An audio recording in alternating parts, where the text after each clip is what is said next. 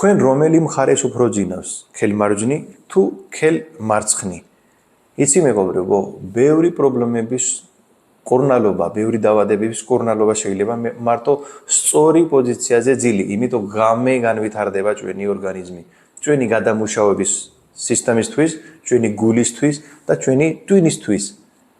რომელი პოზიცია ძობია? ძილი მარტო დასვენება არ არის მეგობრებო. ძილი არის იმიტომ ადამიანი იმიტომ ძინავს, რომ ძილში კეთდება ჩვენი ჰორმონები, ძილში კეთდება ჩვენი, თვითკურნალობა კეთდება ჩვენი ორგანიზმის.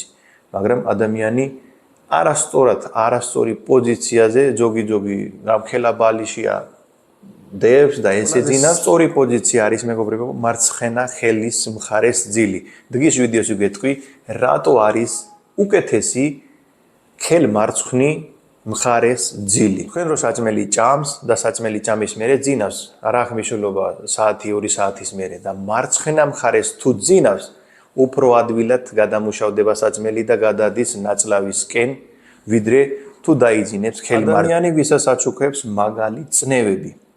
მაგისთვისაც მარცხენა მხარეს ძილი უფრო სუგბუგად იგრძნობთ, იმიტომ ჩვენი გულის პოზიცია, ნახე ამ სურათში, პოზიციაც ესე არის დალაგებული, რომ თუ იქნები თქვენ ქელმარჯვნი, გულის დარტყმა, გულმა უფრო მეტად უნდა იმუშავდე, სიცხლის მოძრაობის გააკეთო, ვიდრე თუ მარცხენა პოზიციაში იქნები, ეს თავის საქმე უფრო ადვილად გააკეთო. როგორც ტოქსიკები გარეთ უშვებს ჩვენი გვიძლი, ტოქსიკებს დეტოქსიფიკაციას აკეთებს, იგივეა ლიმფური სისტემა.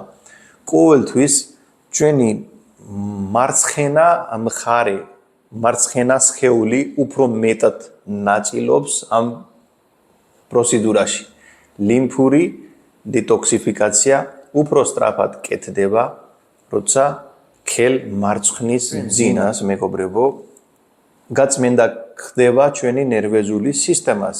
იმას ქვია გლემფეტიკ სისტემა.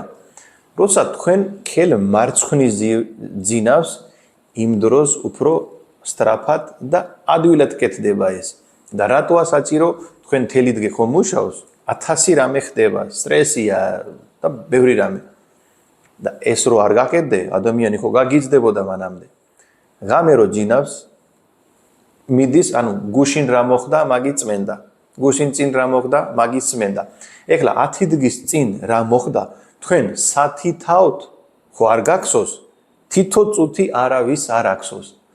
ამას ქვია გლემფეტიკ დეტოქს. ეს კეთდება ღამე და თქვენ თუ ძინავს ქელმარცხნი, ეს უფრო ადვილად კეთდება. და უფრო კარგად ძინავს ადამიანი მარცხენა მხარეს. გულმა რო სიცხლის მოძრაობა თლიანი ორგანიზმში გააკეთო, უფრო რთულია თქვენ როცა დაწოლილი ხარ ქელმარჯვნი. და ეს ყველაფერი ჩვენი გულისთვისაც უფრო ადვილი იქნება, როცა ქელმარცხნას მხარეს ძინავს.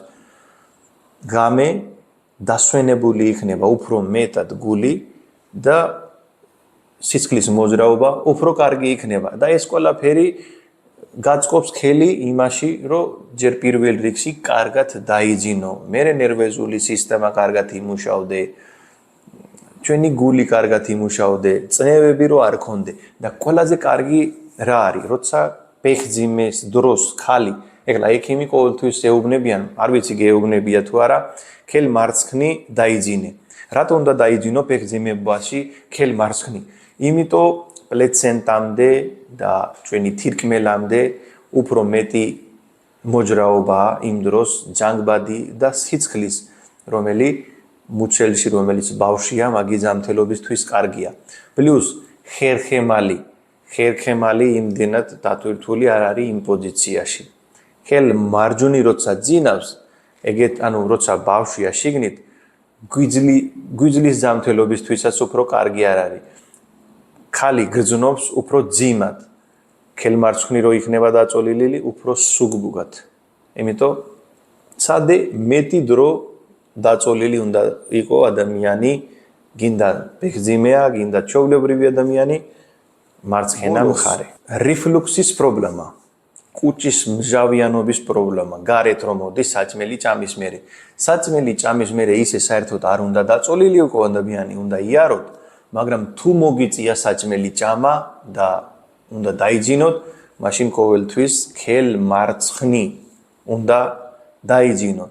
როცა აი ნახე ეს ჩვენი კუჭის სეცია, თუ მარჯვენი იქნები, ძიმე იქნება საჭმელი გადამუშავებისთვის უფრო რთული იქნება. მაგრამ ჯოგი ადამიანი ქელ მარცხნი რო ძინავს, უფრო რთულად ძინავს. ჯოგი გულის დარტყმები უსმენ, ჯოგი პესმეკერია გაკეთებული, ანუ ეს აპარატი, რომელიც ჩადმეულია ინსულტის, ანუ იმის გამო, სიცხლის გამათხელებელი სვამს. სხვადასხვა არის ეგეთი გულის დაავადების გამო, რომელი ადამიანი ქელ მარცხნი კომფორტულად არ გზნობს. მაშინ იმ შემთხვევაში თქვენ სადაც კომფორტულად იგრძნობთ, იქ უნდა ესე უნდა დაიძინოთ. თავი ძამთელი და ბედნიერი. არ დაგავიწყდე არხით გამოწერა და ვიდეოს გაგზავნა ყველა მეგობარში.